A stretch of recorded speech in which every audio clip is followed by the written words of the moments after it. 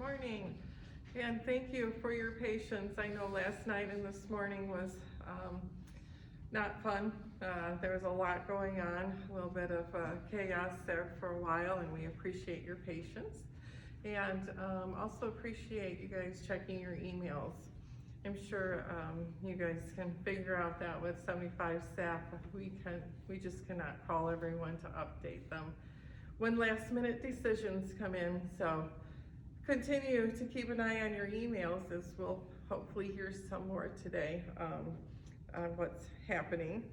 And then secondly, I saved my thank you for your amazing job last Wednesday of driving in that weather for today so that I could say it in person. And here we are. So thank you very much for your professionalism, your safe driving, and your ability to stay calm last Wednesday. And just so you know, I did have a call from Todd and also from Dr. Muchler expressing that as well, that it really does not go unnoticed what you guys do. So thank you for that. And another thing, Angela Korngold and Val Farkas are leaving. So I just want to extend that congratulations to them and wish them well in their new endeavors, and hopefully the rest of you will as well. We're still hiring. We're getting really close on drivers, but we're desperate for monitors. We even have a flyer if you would like to stop by and pick one up. You can hang them maybe at a church, at a grocery store, anywhere that you can think of that maybe those types of people just looking for something to do during the day that might be willing to come and help us. And accidents for February or for January, we had no chargeable accidents, so that's that was good. Important dates. The list for March has been put in your boxes, in your mailboxes, so check for those, for that there. And then we obviously had a lot of questions with the weather last week, and so I'm gonna go over some of the things that could happen. So if we call a 2-hour late start, what happens?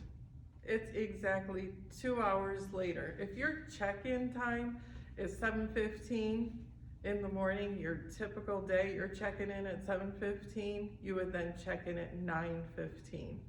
So everything shifts 2 hours later. We do not change the end time. All schools will release at their normal time on a typical day. We also, GELP does not run. If we call a 2-hour late start, neither AM nor PM GELP runs. And Friendship Station and Kids Zone, just more for your information, it doesn't really affect us. Their AM program does not, they do not have their AM programs, but they do have their PM programs.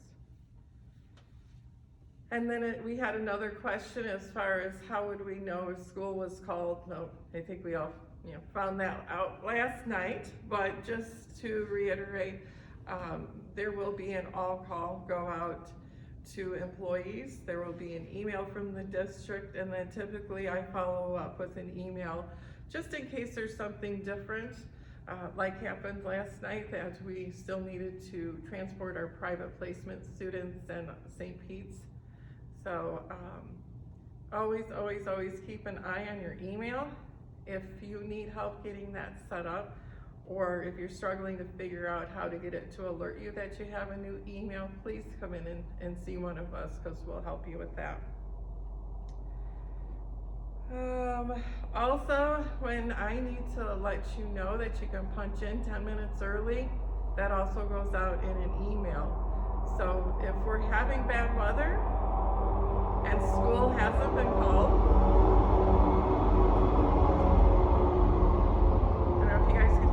go by. If we're having bad weather, we've not called school, we've not called a 2-hour late start, a lot of times Matt or myself will send out that you guys can check in 10 minutes early. So again, watch your emails.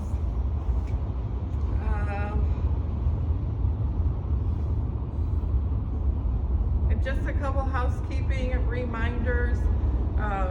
Please clean up after yourselves. If you use a dish, if you dirty a dish, please wash it. And if you dry it or when it's dry, please put it back in the cupboard. And if you take the last of the coffee, or if there's this much left in the bottom of it, please turn the burner off. The burners do not automatically turn off, so they have to be turned off. All right, and then last but not least, field trips. Please continue getting signed up for field trips. Just a reminder, everyone agreed when they signed on for this position, they agreed to help with field trips. So if we could get people to get signed up, we'd really appreciate it. Thank you, and you guys have a great day. All right, a couple of notes from the shop. Fueling. I know there have been some complaints about the fuel pumps running slow. We had a couple of drivers with incidents where the fuel pump did not stop. We did have them come out and look at them. It is resolved, but just a reminder that you cannot get back in the bus and just sit inside of there. You have to watch it. Sometimes if it's going slow enough, it will not stop. It will not trigger the auto stop and you will overfill. You need to make sure you're watching it as it's fueling. Secondly, spray bottles. I know we've sent out emails about this, and I know it's frustrating having to bring the bottles up in between routes or after routes when you can clock out down there. But when they freeze, it is breaking the bottles, and the guys are having more of them break now, because if they freeze, it either they can't undo the bottles to refill them, for one, or two, it ends up breaking the seal at the top or the insides to it. So please make sure you are bringing those in. And one final thing, I know the other day, last Wednesday with the snow, there was a lot of complaints about wipers icing over. Make sure that you have, on those bad days like that, that you have your dials set as far to hot as you can. Have the knob for defrost or driver as far to defrost as you can get. And make sure you have it on fresh air. I know going down the country roads, it's only gonna help a little bit. They can't keep up with it as bad as much as you'd like, but the guys have been putting Witcher blades on those buses that go out, and that should help with a little bit of it. Good morning, everyone. Today we are going over seizure and epilepsy training for school personnel. After we complete this training, we will have a video of Leah and Lisa, the two school nurses, who will be going over some frequently asked questions regarding this training. Personnel from the Epilepsy Foundation. This training was developed for anyone who works in a school setting and may come in contact with students with epilepsy. This is for school nurses, teachers, aides, coaches, administrators, or anyone who works with students with epilepsy. The curriculum was created by the Epilepsy Foundation and reviewed by our Professional Advisory Board. This video provides general education on seizures, epilepsy, first aid, and rescue therapies. The information does not take the place of individual medical advice. If you have seizures or epilepsy and have questions about your situation, please contact your healthcare provider. References to a commercial product or service does not constitute endorsement or recommendation from the Epilepsy Foundation. This product is supported by the Centers for Disease Control and Prevention of the U.S. Department of Health and Human Services. The contents are those of the authors and do not necessarily represent the official views of, nor an endorsement by, CDC, HSS, or the U.S. government. How many of you have seen a person having a seizure? Many times when you see the first seizure, You may be scared, you may feel immobilized, you just might not know what to do. The purpose of this training is to help everyone see what a seizure is like, but also learn what to do. So if you're in that situation when one happens, then you will know how to respond.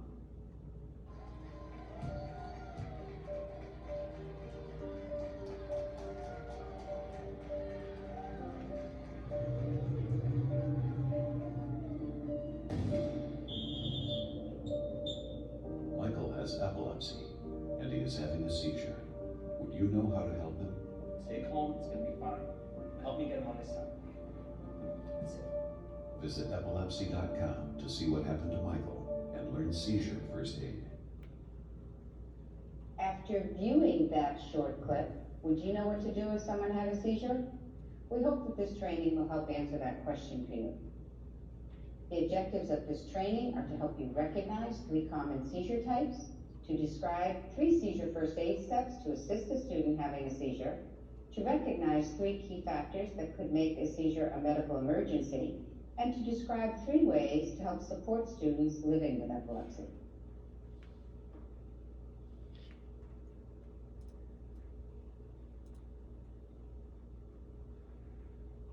Let's talk about the brain, seizures, and epilepsy.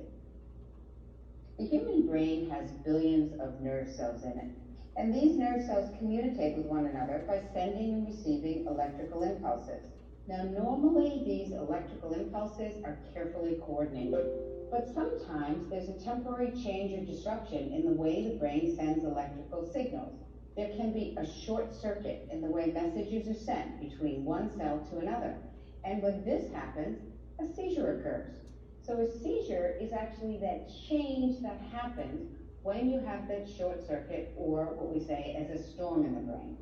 Now, any one of us has the capability of having a seizure, but not everyone who has a seizure has epilepsy. Some seizures can be provoked by other medical conditions or situations. For example, if you've got changes in your blood sugar, or if you've had like an acute trauma or injury to the brain or high fever, you could have a seizure associated with that acute event, but not go on to have recurring seizures. So that's called a provoked seizure and is not epilepsy. But if you go on to have seizures that occur not provoked by an acute medical problem, then you could be diagnosed with epilepsy. So what do seizures look like? There are many different types of seizures that can look and feel very different. Most of the time, when people hear the word seizure, they think about a person who's collapsed, who's unaware of their surroundings, lying on the ground and having shaking movements. That might be one type of seizure, and you might see that in some of the TV shows or other media, but it's not the way all seizures present.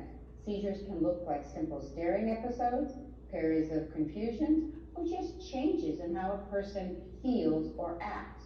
What a seizure looks like depends upon the area of the brain that's involved in the seizure. The seizures can result in a change in someone's movement, sensation, behavior, speech, or their level of awareness. Now, this picture of the brain with the different colors gives you an example of different lobes or areas of the brain. And each area of the brain has different functions. So if you have a seizure that starts in the front area of the brain, which is blue, well, that's the part of the brain that's involved with movement. So you might see changes in movement that occur during it.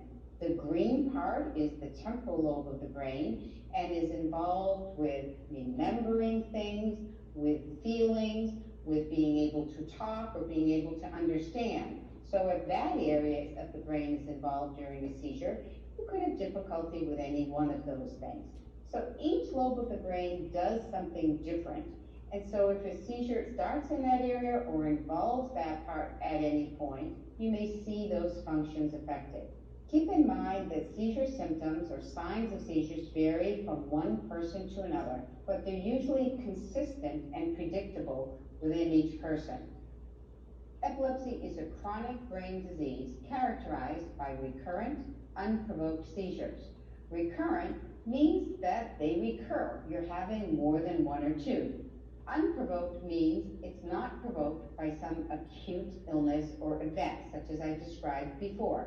Epilepsy is sometimes referred to as a seizure disorder. Many people might use the term seizure disorder because they think the word epilepsy is scary, but in fact, we make it more scary when we're afraid to use the word epilepsy. So my opinion is that we should just use the word epilepsy.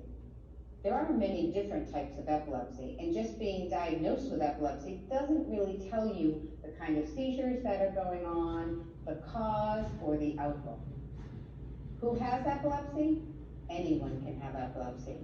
It occurs at all different ages, most often though in the young or when you're 55 or older. It can happen to both sexes. It can happen to people of any race or socioeconomic status, no matter where you live in the world. In the United States, there's 3.4 million people who have active epilepsy. So that means that they're diagnosed with epilepsy or being treated for it.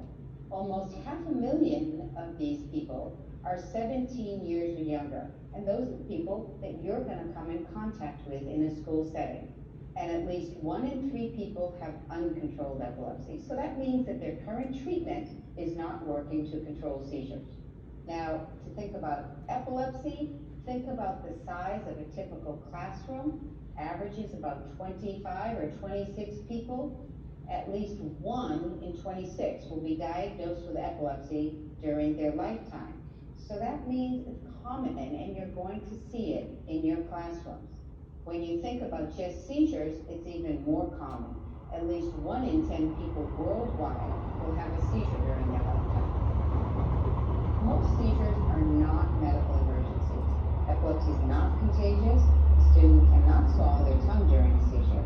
But epilepsy is a medical disease, like asthma or diabetes, and everyone can learn seizure first aid. There are a number of different causes of epilepsy, and over half of the people, we never really know what the cause is. But for others, some of the common causes could include brain trauma or injury to the brain lesions such as a tumor or tubers in the brain or some kind of mass that's affecting the brain tissue, infections of the brain or the coverings of the brain, injury that might have occurred at birth or shortly before birth, abnormal brain development, and stroke. And keep in mind that stroke can occur at any age. Now, in diagnosing epilepsy, there is no single test to say, does a person have epilepsy or do they have seizures? The most critical information is to get a person's medical history and a description of seizures. So that means knowing from the person who's had the seizure, what happened? What do they recall? What did they feel?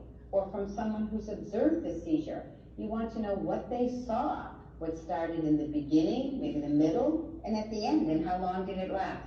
Other things are done when you visit a doctor, such as a medical or neurological exam. Blood tests might rule out other causes of epilepsy. Brain imaging or getting pictures of the brain, such as a CT scan or MRI, can help us look for possible causes. And an EEG, or an electroencephalogram, helps us look at the electrical activity of the brain and see if there's any of those short circuits or storms in the brain. Keep in mind that when you do a routine EEG, when a person's not having a seizure, it's typical for an EEG to be perfectly normal and to not see any of that abnormal electrical activity. But at the time of a seizure, so if you record the EEG when they're having seizures, usually you can see some of that abnormal activity. And by looking at an EEG, they can sometimes find out where it might be coming from. So how is epilepsy treated? The first line of treatment is with anti-seizure medications, also called anti-epileptic drugs. Most people do respond to the first 1 or 2 medications given to them. Yet for about 40% or so of people with epilepsy, medicines don't work. And then it's time to consider other treatments. Some people might be able to have epilepsy surgery. If seizures can be located in one area of the brain, and you can determine if that area can be removed safely without causing further problems, a certain type of epilepsy surgery could be done. Implanted devices might help by stimulating the brain to stop seizures or prevent them from starting. Dietary therapies, which are medically prescribed, such as a ketogenic diet, or modified Atkins diet, or low glycemic diet, can help control seizures in a number of people. And when any of those therapies don't work, investigational medicines that are given during a clinical trial might be helpful.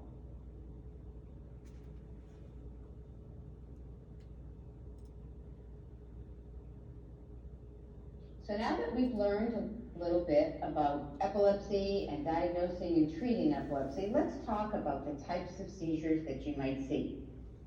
So first off, how do we classify seizures?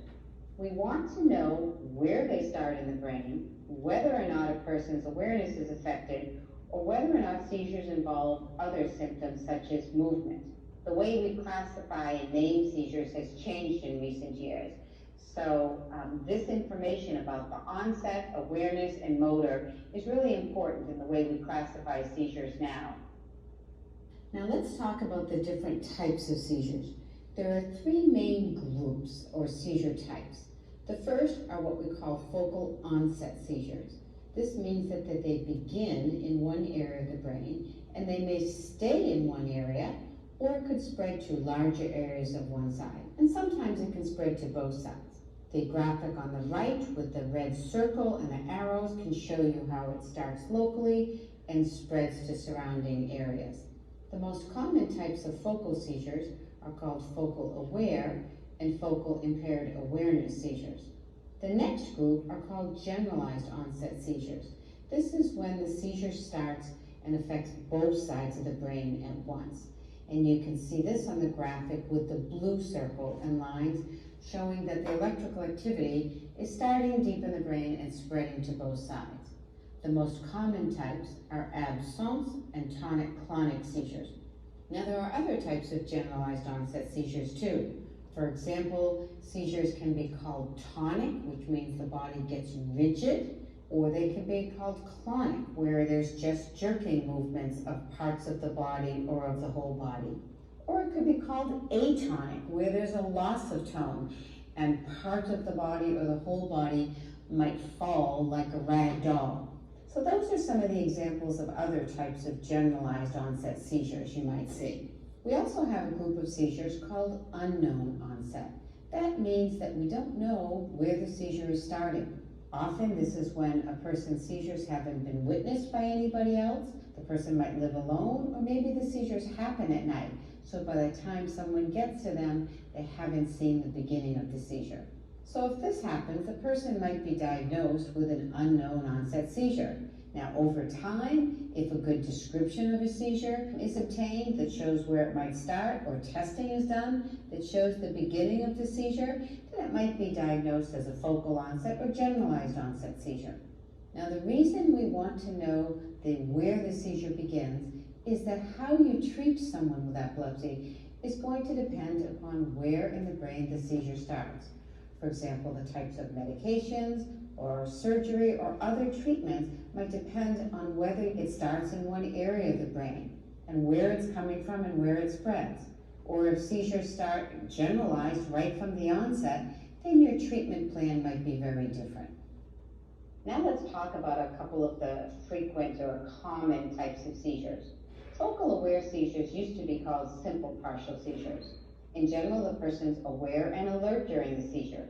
There might be movements on one side or part of the body, for example, twitching in part of their face or an arm or a leg or the whole side, or there could be sensory symptoms like tingling or numbness in the area of the body. Or literally anything that your brain can do normally can also happen during a seizure. So if it's starting from area of the brain where your sound is, you could hear sounds. Taste or smells could be part of a seizure. An upset stomach or changes in vision. You can also have psychic symptoms like feelings of deja vu or other kinds of hallucinations, or abnormal feelings like fear or anxiety, or just a funny feeling that's hard to describe. Usually these focal aware seizures generally last 1 to 3 minutes, but they may be only seconds. They're often confused with acting out, a psychosomatic illness, a mystical experience, or illicit drug use. Now on the next slide, you're going to see a focal impaired awareness seizure. And this seizure, the person is not aware. It's what we used to call a complex partial seizure. So I want you to take a look at what happens during this seizure and note if you see any changes in their facial expressions or movements. I have epilepsy, and I'd like to share my seizure with you. I want you to see it so that you won't be afraid. Ready, breathe. When you have epilepsy, you ask yourself, when will the seizure happen? Who will see? Am I still me? But I'd rather ask you, would you know how to help me when it happens? Do you know there are different seizures and that they look very different? Could you have epilepsy and not know it? There are many questions. Find answers at epilepsy.com.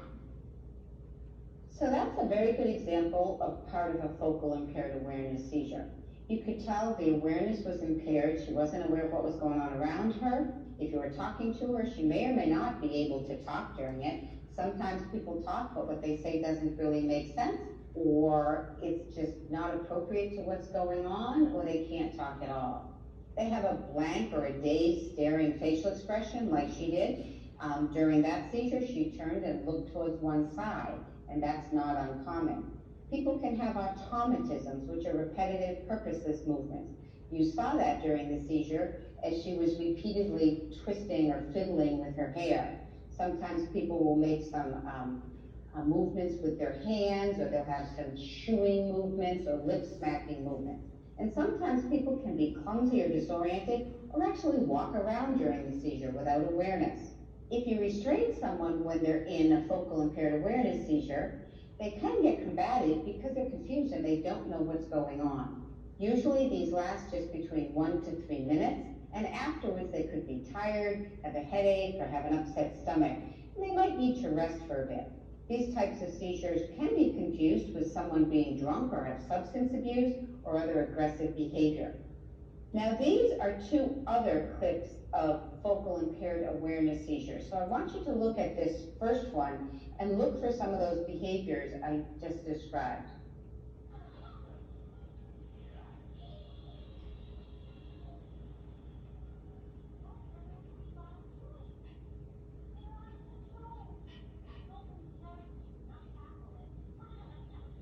You can see that there's the eye blinking, and he also is looking over to one side during his seizure. And he's clearly not aware of what's going on during it. Now in the next one, it's a little bit different, so I want you to make note of this.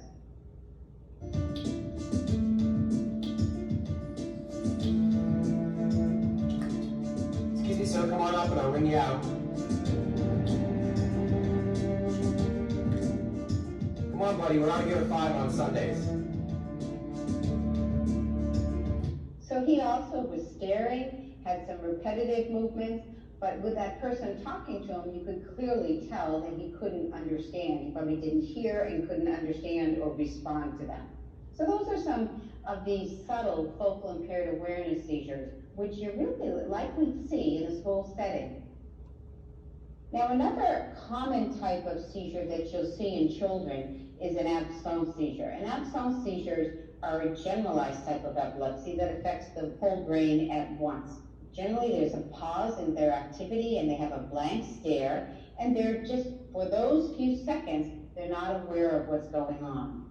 You may or may not see chewing or blinking movements, and they generally return to full awareness immediately. They don't know what's happened during that time, but they can pick up with what's going on as soon as they're returned to their awareness. Now, these can occur one at a time, or people can have many a time, even up to 50 or 100 at a day.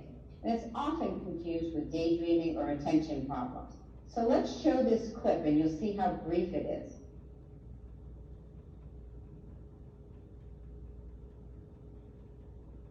So the seizure type that you may be most concerned about, or that you think about when you hear the word epilepsy, is a tonic-clonic seizure. Now, a tonic-clonic seizure can be a generalized seizure, which means it starts and affects the whole brain at once, or it could start with a focal seizure and then spread to both sides of the brain at once. In either case, you'll see kind of a sudden or a hoarse cry. The muscles get rigid, and that's what's causing that hoarse cry, because the chest muscles get rigid and it forces air out, and you hear that cry. The person loses consciousness and they may fall if they're standing. There'll be stiffening of the arms and legs, and that's called that tonic phase. And then it goes to some rhythmic jerking, which is the clonic phase. The breathing might be very shallow or irregular.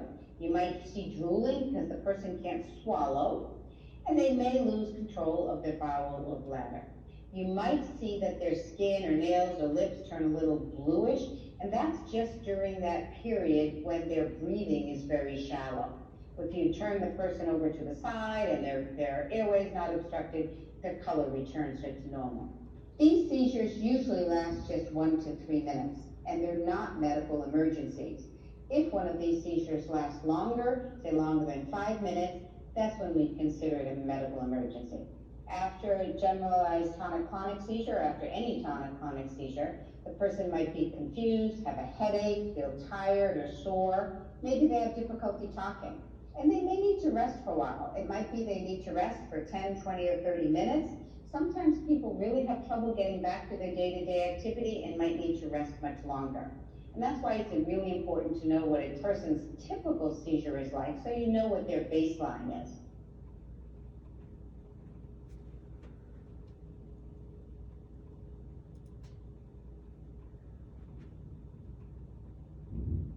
Now, after thinking about those common types of seizures, let's think about what you should do to help a person during a seizure, or give proper seizure first aid.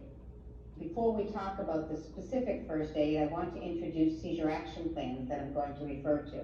A seizure action or response plan is a document where you can collect a lot of information about the child or the youth in one place. You can see on this slide that you get the student's name, the parents, the emergency contact information, as well as the seizure information. What's the type, what's the name of it, how long it lasts, what does it typically look like? What do you usually do for them at home? So you want to know that basic first aid or care and comfort. And what should be done if they have a seizure in the classroom. And then you also want to know what's an emergency for that child, what should be done. And then we also want to get information from the family and from the treating provider of whether a rescue therapy or a treatment is prescribed and how to give that. So you see that these seizure action plans can have a lot of information on it. But what it does is it teaches you, the school personnel, what to do, what's specific for each student, what not to do. These are the main steps for providing first aid for persons having a seizure.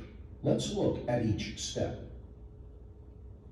If you encounter a person having a seizure, stay with the person and start timing the seizure. Remain calm. It will help others stay calm. Always speak in a kind and reassuring tone. Encourage onlookers to move back and give the person room. Ask someone to stay nearby in case further help is needed. Check to see if the person has a medical ID. Look at your watch and time the seizure from the beginning to the end of the active seizure. Timing the seizure will help determine if emergency help is needed. Key concern should be to try to keep the person safe.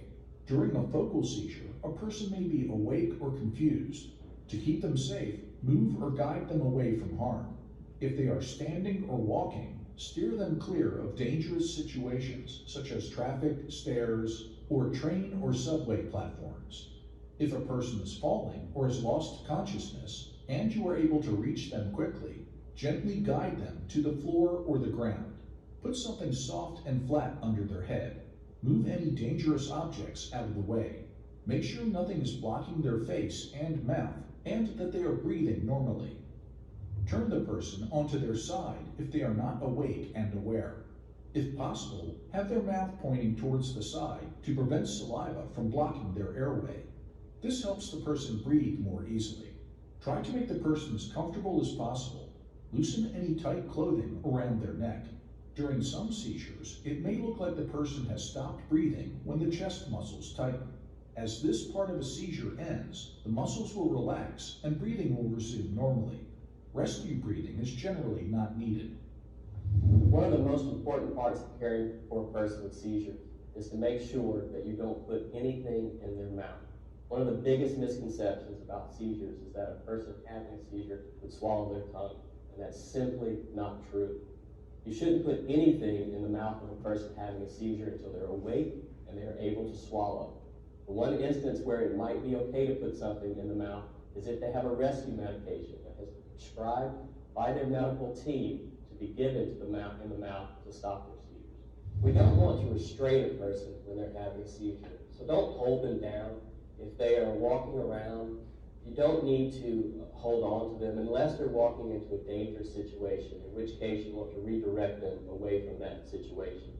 What's most important here is that we're not trying to make the situation any worse. And sometimes when seizures are over, people can become somewhat aggressive or combative. And for these reasons, we don't want to restrain them or hold them. It is important to stay with a person until they are awake and alert to keep them safe from injury. Most seizures will end on their own within a few minutes. If a person is having any breathing difficulties, call 911 immediately. Be respectful, sensitive, and supportive. Ask others to do the same. Seizures can be frightening for the person having one, as well as for others. People may feel embarrassed or confused about what happened. Keep this in mind as the person wakes up. Reassure the person that they are safe. Once they are alert and able to communicate, tell them what happened in very simple terms. When I had my first seizure, one of my school nurses did an excellent job helping me to calm down, as I was unaware of what had happened. So she calmed me down. She let me know they had called the EMTs and that they had also contacted my mom and that she was on her way. And helping an 11-year-old scared girl calm down after her first seizure was so important to me because I was able to go to the emergency room unafraid, which was my first ever emergency room visit. So after viewing this video, we want to summarize 3 basic principles of seizure first aid. Stay safe and sound. With these 3 words, you can help people during any type of seizure. Also remember the number 5. So of course you want to start timing a seizure at the beginning or as soon as you remember that. And if there's a generalized seizure or loss of consciousness that's lasted 5 minutes or longer, then it's time to call for medical help, unless the seizure action plan has stated otherwise.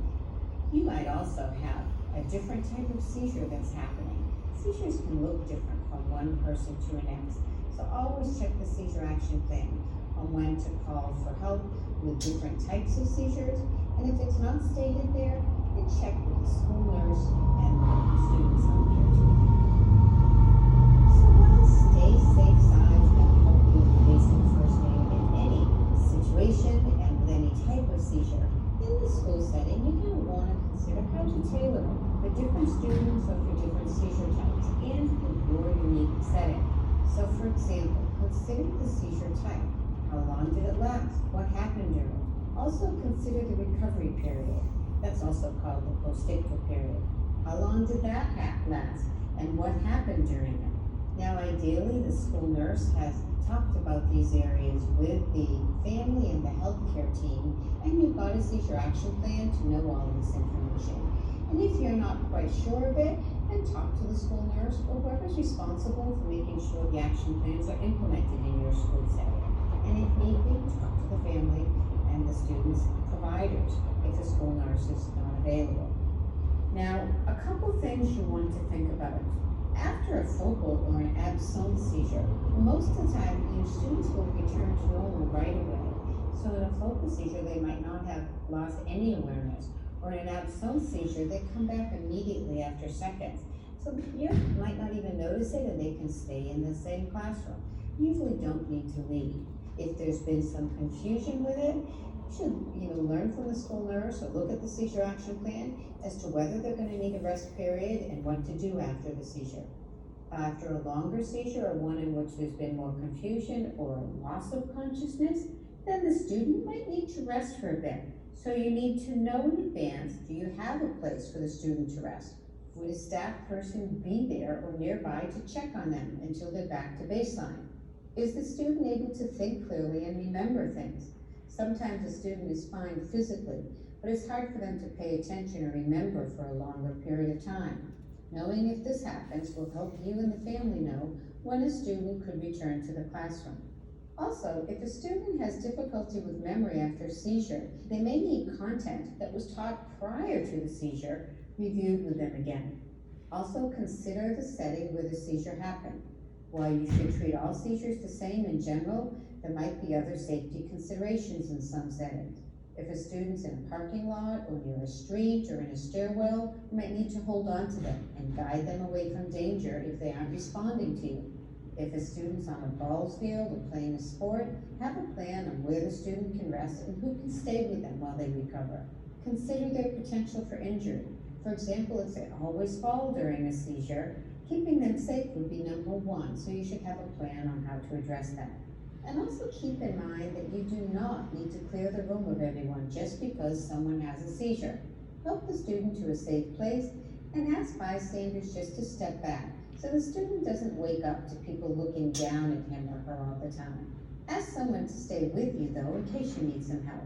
And then ask another adult to continue teaching the students or do whatever activity that was going on before the seizure. Always have someone stay with the student until they're back to their usual state. So that might be you, another teacher, an aide, a coach, or you may call the school nurse to come and check the student if that's in their seizure action plan. And lastly, know your resources. Are staff trained in seizure first aid? Who's available to help? And who's trained in giving a rescue medicine if that might be needed? How far away is the hospital? Or how long does it take an ambulance to arrive? Those are important things that the school nurse will consider as they develop plans with the healthcare team as to when to call for emergency help. And always make sure the seizure action plan is accessible to staff working with the students. So one example of tailoring is when a seizure occurs in different settings. So you're bound to come across someone who might have a seizure in a wheelchair. Ideally, keep the student in the wheelchair if possible. Please make sure you secure the wheelchair by making sure that the brakes are on.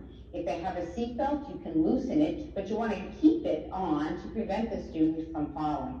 If they're having a focal seizure, just stand in front of them and support them to keep them in the chair. If they're having a tonic-clonic seizure or a generalized seizure where their body gets stiff and rigid and they're starting to slip out of the chair, call for help, undo the seatbelt that they have, and you can easily guide them out of the chair onto the ground and turn them on their side, making sure that their breathing is not blocked. And again, follow the seizure action plan because there might be some specifics regarding the type of seizure they have. Another setting in which a student might have a seizure is a school bus or any kind of public transportation. If they have a seizure with loss of consciousness, you want to alert the bus driver to safely pull over and stop it. Ideally, what you do is to place the student on their side across the seat of the bus, facing away from the seat back. Or if needed, you can put them in the main aisle of the bus. Or if this is a subway, the main aisle of whatever you're in, so that they can have the seizure and you stay right with them, turning them on their side. Remind other people to stay in their seats and remain calm. When the seizure ends, you should follow the school policy regarding whether you continue on to their destination. If the seizures end within a usual period of time and the person's returning to their usual state, you may be able to just continue on to their destination. But some schools might have specific policies on whether or not 911 should be called, and it may depend upon the type of seizure that the student had and the length of the seizure. So again, you'll find that information in the seizure action plan. Another setting to be aware of is a seizure with loss of consciousness in water. Anytime the person has a seizure in water, make sure you support the head, that you keep both the mouth and the nose always above the water. You want to remove the student from the water as soon as it can be done safely. And if the student's not breathing, begin rescue breathing. And always make sure to transport the student to the emergency room, even if they appear fully recovered. In case they swallow water during the seizure, they do need to be checked out to make sure that there's no other problems. Now, the post-ictal or recovery phase is another part of the seizure that you need to be aware of. Essentially, post-ictal refers to the time immediately after a seizure and before the person returns to their usual state of awareness or functioning. It's how a person feels and functions might vary depending upon the type of seizure they had and where that seizure occurred in the brain. If it's a focal seizure without change in awareness, the post-ictal period may be very minimal to none. The person might be fine right away or just need a few minutes to gather their thoughts and return to what they're doing. On an absence seizure, also they usually come to right away, though they might not be aware of what happened during it. But if the person was confused or had impaired awareness or had a loss of consciousness, this postictal phase might be longer, lasting minutes to maybe even a few hours, again, depending upon the type and length of the seizure. So how can you help? Help the person to a safe place to rest and recover. Check to make sure that they're alert and aware, and stay with them till another adult arrives.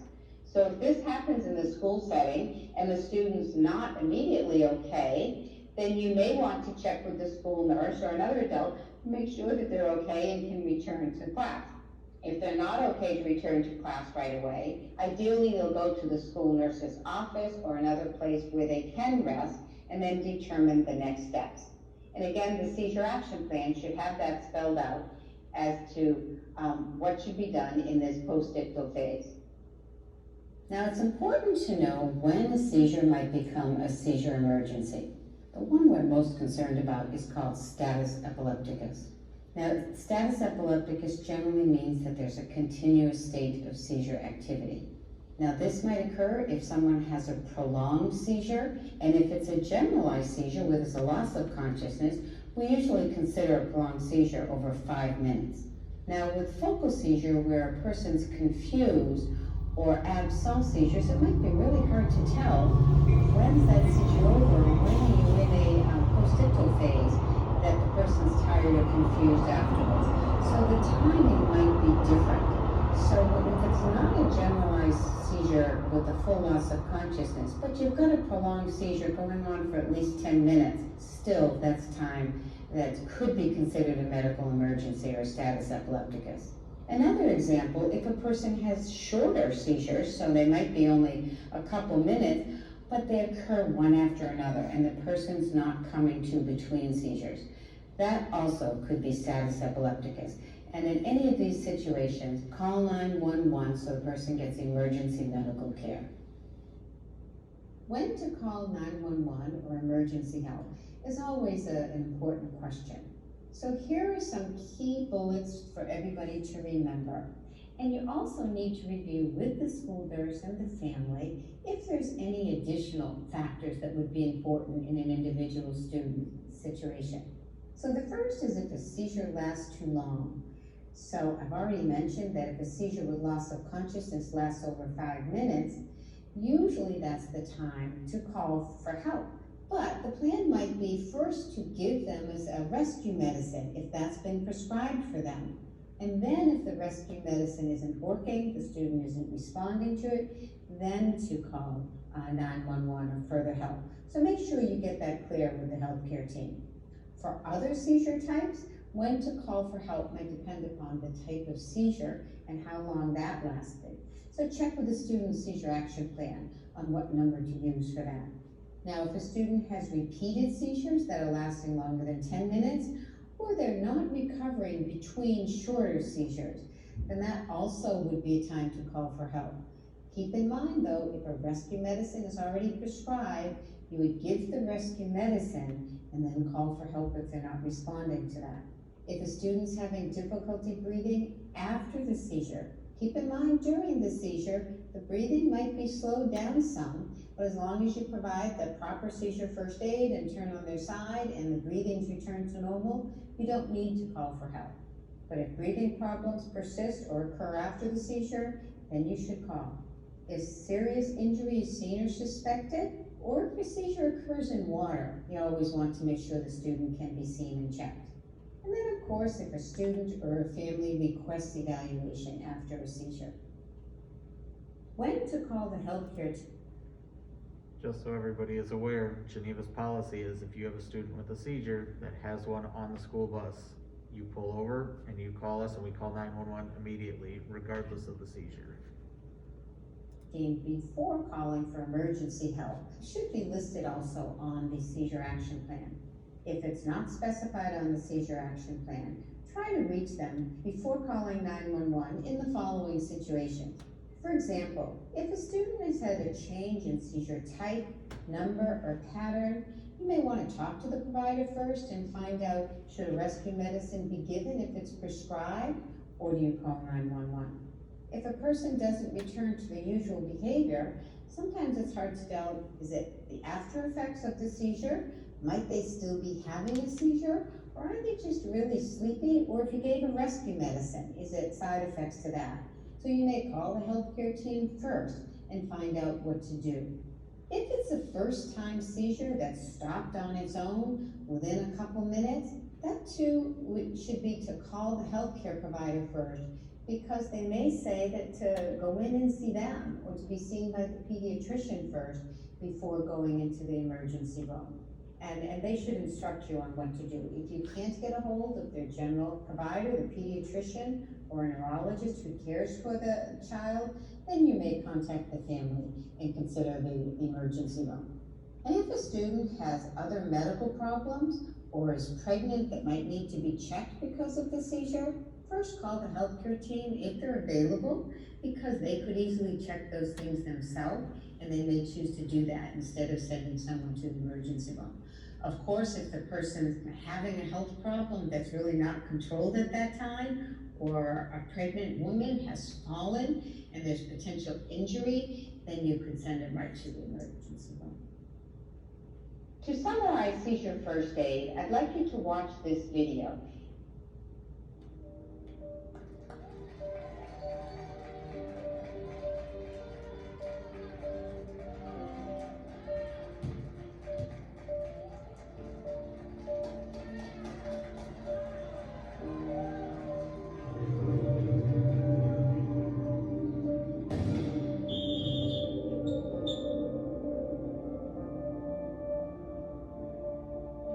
Guys, give us some room. He's having a seizure.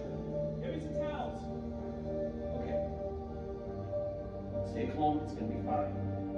Help me get him on his side.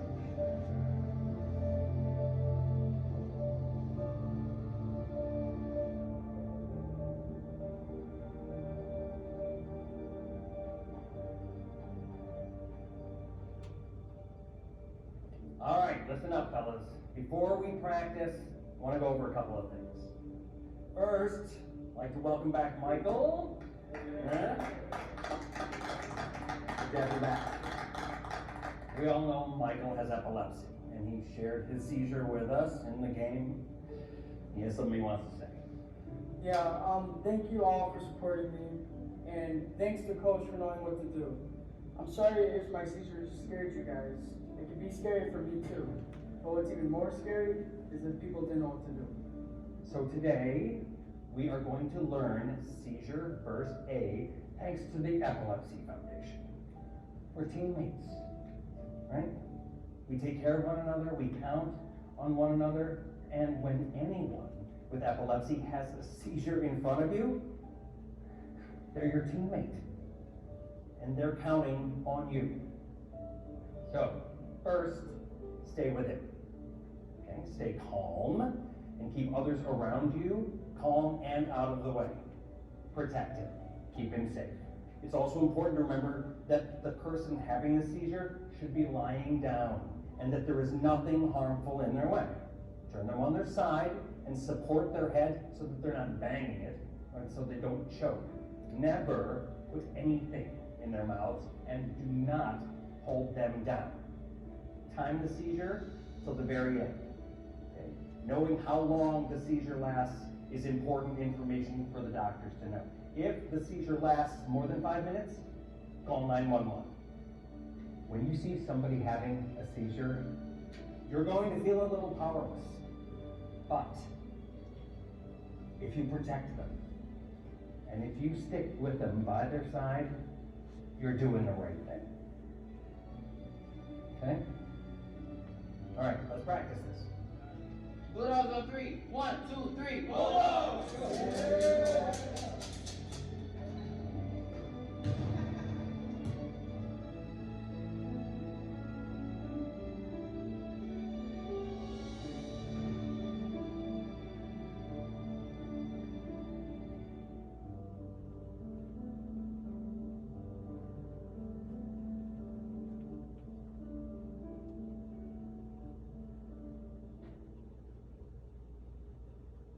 This video is available from the Epilepsy Foundation for you to share with your colleagues, with other students in your schools, or anyone that you'd like to teach seizure first aid to. You can go to epilepsy.com, or you can go to the Epilepsy Foundation's YouTube channel and put in Share My Seizure.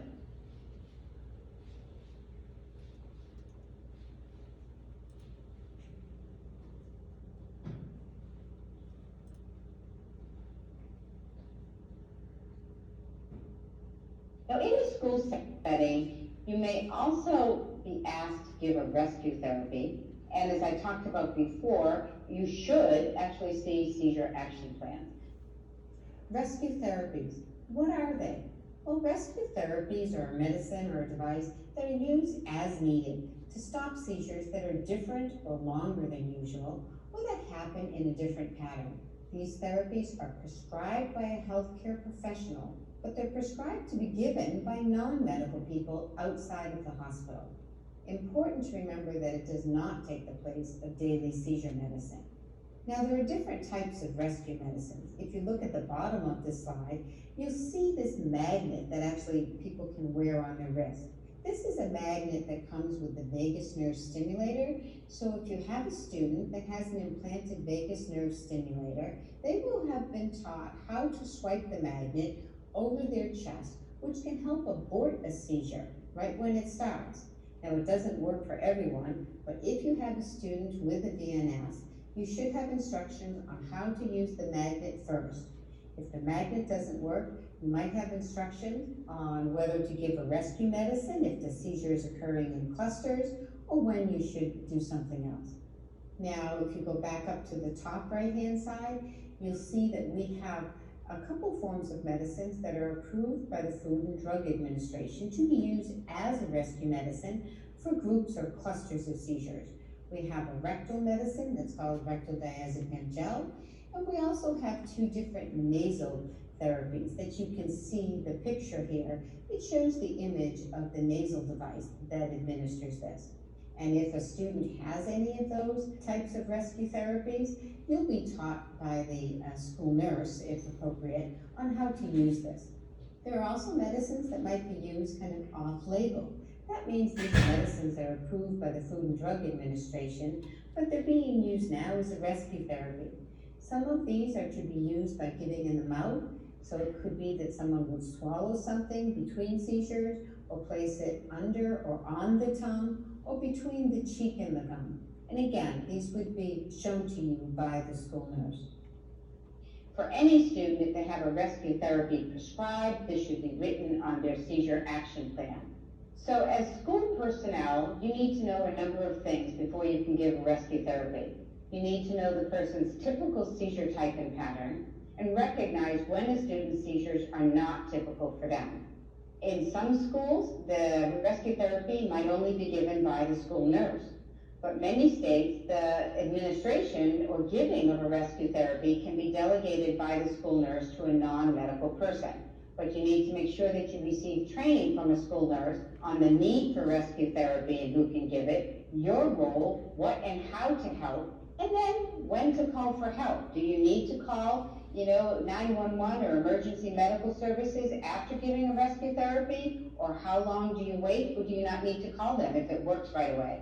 And then you need to make sure you know where the student's seizure action plan is, and if there's anything else specific for that student. Also important that you write down what happens. So if you see a student having a seizure, if you give a rescue therapy, share that information. Write it down on the seizure observation record for that student, or make sure the school nurse knows it so she can write it down. On one side of this slide, you'll see a typical seizure observation record from the Epilepsy Foundation. We have other forms too in our toolbox on epilepsy.com. Or on the other side is an example or a screenshot of the Epilepsy Foundation's My Seizure Diary. You might have a student that uses this diary or one of the other electronic seizure diaries, and that might be shared with the school nurse so you can easily record data.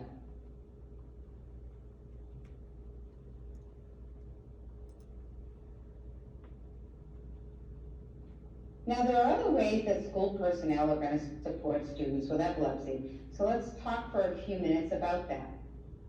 First of all, help students identify if they have any seizure triggers. Now, a seizure trigger might be a situation or an event or something that might make them more likely to have seizures. Some students might not have any known seizure triggers, or they might have very specific ones. So some type of seizures might occur only during sleep, or if they're sleep deprived, or shortly after awakening. Others might find that it occurs more often if they're feeling stressed or anxious, or if they have some other illness, so they have an infection or a fever. For some students, it might not be a specific trigger, but it might be a group of triggers, or a lot of things happen at once. And keep in mind that missed or late medicine is the #1 reason for breakthrough seizures. So on a seizure action plan, ideally the school nurse will find out from the student and from the parents if there are any seizure triggers, so that school staff will know what to do if any of these are present. And the information about seizure triggers can also be incorporated into the student's 504 plan or IEP plan. So for example, if the seizures tend to occur in the early morning hours, then taking tests might be difficult for them at that time. And one of the accommodations might be to offer times later in the day for them to take tests.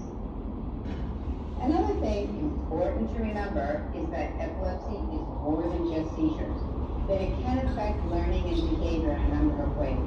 At least 50% of children with epilepsy also have learning difficulties.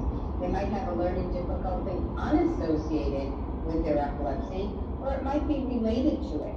So for example, having seizures can interfere with your ability to remember things, or recall things, or pay attention. It could be side effects of medication that make the person sleepy or tired and hard to remember things, or side effects could interfere with attention or memory.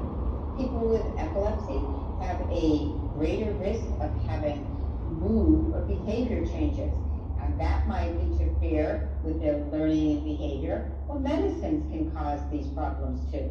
And if a child's worried or depressed, or just having epilepsy, they may feel different, they might have a low self-esteem, or not feel confident in themselves. And those kinds of problems can lead to difficulties with learning and how they perform in school. A student can also be absent a lot because of their seizures, or because of appointments that they've had to go see their medical professionals, or maybe because they've had to be hospitalized because of the seizures. So keep in mind that epilepsy is more than just seizures, and if any of these problems are noted, that they should be considered on their seizure action plans, on their educational plans, and make sure to talk about these issues with the family and with the students' treating providers so you know how to handle them. And keep in mind that school difficulties are not always epilepsy related. There are other ways of providing support to students with epilepsy. As I mentioned earlier, stay calm and reassuring, because that helps others stay calm too. After a seizure, consider that coursework may need to be retaught. Make sure that you include their seizure action plan in the IEP or 504 plan so everybody's aware of it. And make sure that anyone who comes in contact with a student knows where their seizure action plan is and how to use it. Encourage positive peer interaction. Social isolation can be a common problem for some students with epilepsy, so any way you can facilitate positive interaction is really important. Encourage independence and inclusion. Students with epilepsy should be allowed to do everything that students without epilepsy can do, and communicate both your concerns and the progress with parents. Unfortunately, bullying is more common for students with epilepsy and for students with other chronic problems than with students without epilepsy. So first, talk with the student. Ask if they've experienced bullying before, what happened, and how did they feel. Make sure you talk to the other students. Make sure that people do not mimic a person having a seizure, and that they don't post anything about a student who's having a seizure online. That absolutely should not be tolerated. And make sure that you intervene consistently with all students. Include epilepsy education into your curriculum.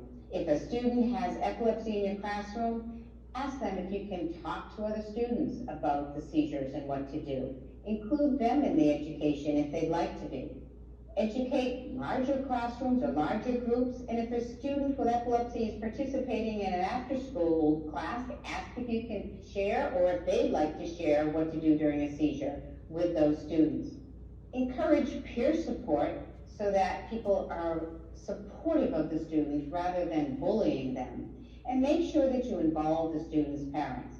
If a student is being bullied, that can be very stressful, and it might aggravate their seizure, so the student's parents should know about that. And you also want to find out how they've dealt with it at home, and maybe they have tips to share with you as the school personnel.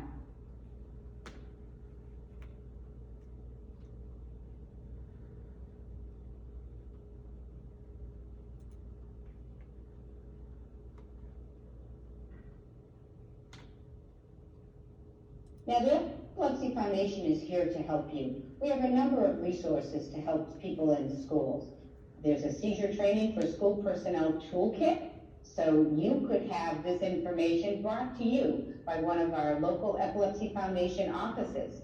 We have Take Charge Epilepsy Education Series, which are some short videos and programs that can be brought to students. They can be viewed online at epilepsy.com, or someone from an Epilepsy Foundation office could come to your school and deliver this. There are other kinds of seizure first aid videos online, as well as a variety of brochures, videos, or fact sheets that you might find helpful.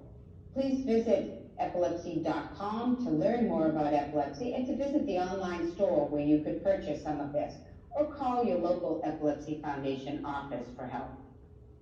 You can learn more about epilepsy and how to find your local Epilepsy Foundation by visiting www.epilepsy.com or call the Epilepsy Foundation's 24/7 helpline at 1-800-332-1000.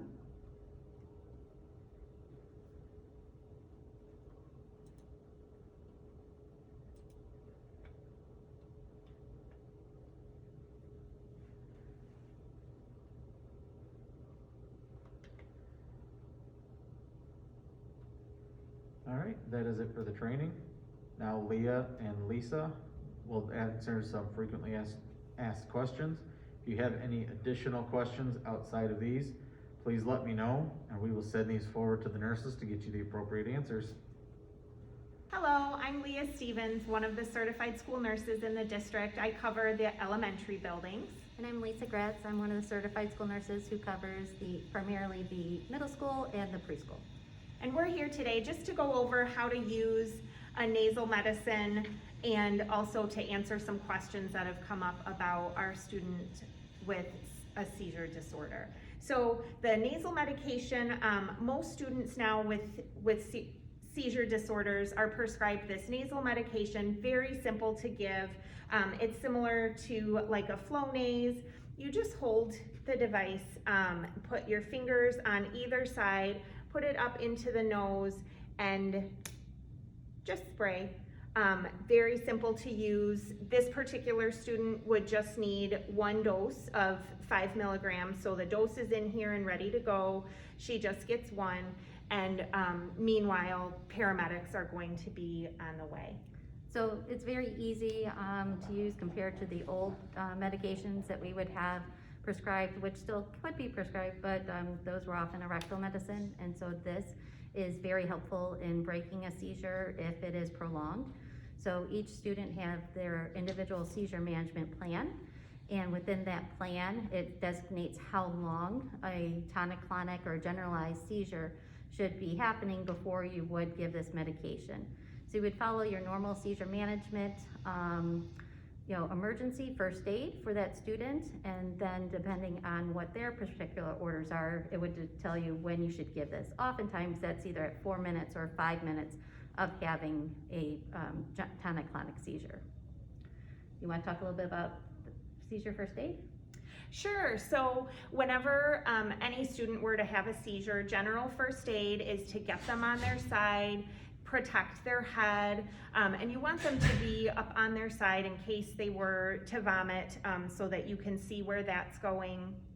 Just protect their head, note the time. You want to have someone call 911 and make sure that we're getting help on the way. So oftentimes, that time is so critical, both because you want to know when, if you would have to give the seizure medication. I really do like that they have a nasal version now, because then there is also something for us to be able to do to help support that student who has had a prolonged seizure. And so having this available, and it's pre-dosed and it's ready to go, is very easy, but it also gives us something to be able to help. We do have a great response time with 911 coming, and so our average time is like 4 to 5 minutes, so you're going to have help there very soon in most of your routes. Matt, do you have some other questions that were posed? Yes, so on the seizure log, it asks for the severity. How would the drivers measure the severity of a seizure? Well, there are several different types of seizures, but the seizures that we're looking out for are the tonic-clonic or generalized seizures. So that is what you would typically think of as a seizure with convulsing, and we would need it to last, depending on your student, however long their orders say to give the emergency medications. It may be very brief, and by the time someone notices it, it's sort of over. And then we would just document that and make sure to let the teacher know when you get them to school, or the parent know when you get them home. And it depends on their plan too. Some students we have in the plan where if they have any seizure, you call 911. It isn't automatic that you would give a rescue medicine, but you should go through that seizure first aid. Other students have chronic seizures, and these are happening often for them, and as they're normal, so we're not necessarily calling 911, but we are supporting them as well. And then individualized plan is important to understand what that is. So really important once you get on the bus to review that student's plan in order to have it fresh in your mind in case an emergency were to happen. In the training, it mentions that skin color could change. How would a driver react to that, or should they just log it? So typically with tonic-clonic seizures, you will see some color change. Usually the students get very pale. They may get a little blue around the lips, and that's just because their breathing has changed. It's not quite as regular as it normally would be. And so you would monitor that just during the course of the seizure. If a student were to completely stop breathing, we would want hands-only CPR to be done. That typically is not the case. Their breathing just slows and is a little more irregular.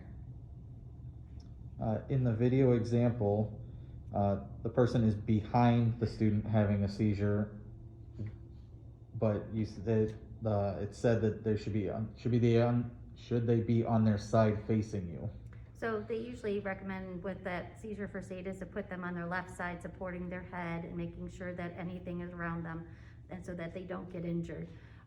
We find that pulling them towards you, then you can see them a little bit better, but if it's easier to have them away, you need to just be able to visualize. And another thing that could happen during a seizure is they could become incontinent or they could vomit. And so that's why they're on their side for the vomit part too, so that they don't choke. What is a focal seizure?